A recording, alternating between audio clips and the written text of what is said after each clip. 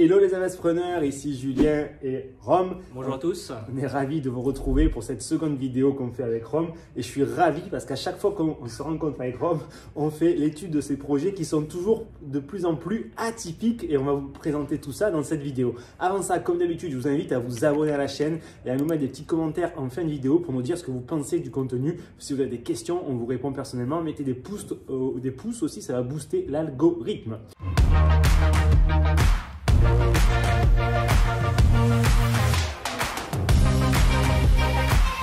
Hello à quoi? Hello mon cher entrepreneur, ici Julien Manello, j'espère que tu vas bien. La patate.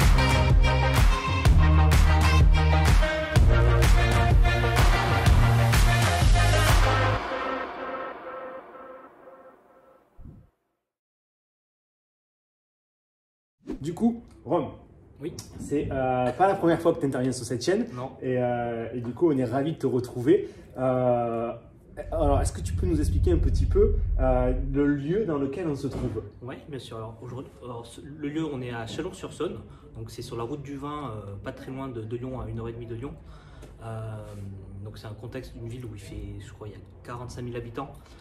Il y a pas mal d'entreprises, il y a une université, il y a pas mal d'étudiants. J'ai vraiment étudié la ville. Je pense que c'est un bon endroit où il faut investir. Alors moi, je me suis garé, j'ai un peu marché dedans. Effectivement, c'est la taille idéale, c'est les prix au mètre carré idéaux qui nous permettent de faire du cash flow en longue durée, mais aussi de diversifier la demande locative. On trouve plusieurs profils de locataires, donc c'est exactement ce qu'on cherche. Donc là, pour le coup, tu as ciblé l'étude de marché idéale pour te positionner. Et ce genre de ville-là, ça sera demain les villes montantes telles que Nancy, Montpellier. Voilà, on le voit, enfin, moi, il y a 1 an et demi, il y avait pas mal d'annonces d'immeubles, etc. Aujourd'hui, il n'y a plus rien. C'est forcément par réseau que ça passe. Quoi. Donc là, du coup, on est dans un immeuble, mais ce n'est pas un immeuble que tu as acheté. Est-ce que tu peux nous dire un petit peu où on se trouve et le projet que tu es en train de mettre en place? Bien sûr.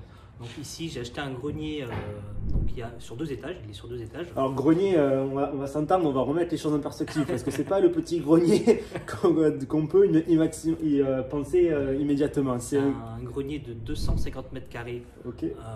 Dont 220 mètres carrés sur face Carrez, donc 1,80 m. Le projet, c'est de faire 2 appartements que je mettrai en Airbnb. Donc 2 T2, un de 45 mètres carrés, un autre de 60 mètres carrés, je crois, c'est ça. Et l'autre, il fait un autre T4 où il y aura une coloc d'étudiants et ça fera, je crois, 140 mètres carrés. Ok, donc du coup, ce qui est très intéressant, c'est qu'au final, au fil de tes recherches, tu es tombé sur cette opportunité-là, qui va dire était une opportunité à la fois économiquement très intéressante, vu le prix d'achat, oui. Mais aussi très challengeante, vu du coup le budget de travaux qu'il en revient. Alors, combien tu l'as acheté? Alors, j'ai acheté le grenier 24 000 €. 24 000 €. Donc, ça fait 100 € le mètre carré, un peu moins de 100 € le mètre carré. 100 € de mètre carré, du coup, la surface 250 mètres carrés total, Carrez un petit peu moins, mais 100 € du mètre carré à l'achat. Et niveau travaux? Et niveau travaux, j'ai 190 000 € et après, avec le mobilier et les compteurs, on aura pour 230 à 240 000 € de tout compris. Quoi. Ok. Donc du coup, ça, toi, tu as emprunté combien à la banque? 300 000 € avec un différé de 2 ans.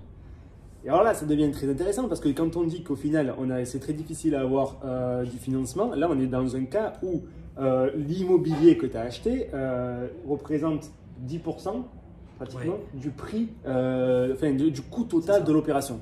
Donc c'est vraiment une prouesse. Est-ce que tu peux nous… Alors ça a été difficile au niveau des banques d'aller trouver un financement où les banques ont vraiment peur. Alors, en termes de travaux, d'habitude ils financent je crois 30%, quelque chose comme ça. Aller jusqu'à 50%.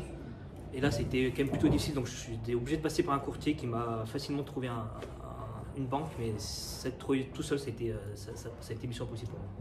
Ok, donc là, tu as eu le financement, 300 000 € d'enveloppe totale, la durée 20 ans. 20 ans. Du coup, ça nous fait une mensualité de 1500 €. 1500 €, et donc du coup, on va avoir en location longue durée, en cash flow à peu près 3 000 € de total. Quoi. 3 000 €. Enfin, en location, et j'aurai 423 € de cash flow net par mois. En location longue durée. Évidemment, après, vu la localisation, on va y passer en courte durée. Donc là, on va faire encore une fois exploser la rentabilité et le cash flow.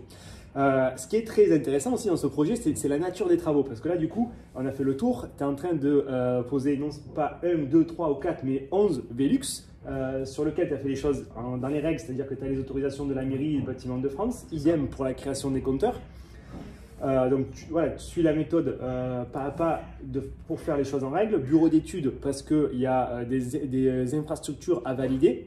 D'habitude, on dit pas trop de grosses œuvres, pas trop d'infrastructures. Là, par la nature du projet, tu as été obligé de vérifier.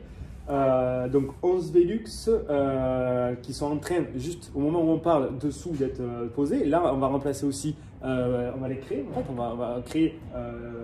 Ici, on se trouve dans la pièce où il y aura les appartements en T2 en courte durée, avec les vues sur les toits, etc. Donc tout ça, ça passe en suivant sur, du coup, quand on va la mettre hors d'air, en fait, cette bâtisse.